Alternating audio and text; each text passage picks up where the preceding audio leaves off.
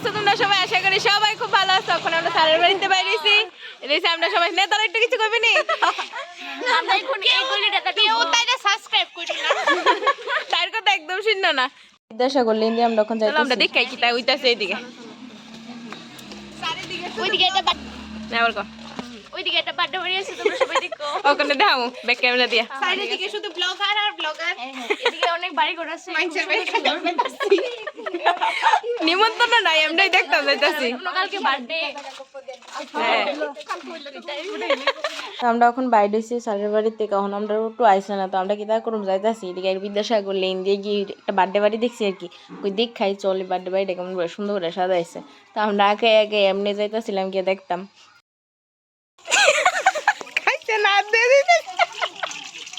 আর আমরা তো কেউ নিমন্ত্রণ করছে না, আমরা এনে গেছি আর তাই বাইরে ইয়ে হাত ধোনের আসলো, এটা দিয়ে হাত ধুয়ে আয়া করছে।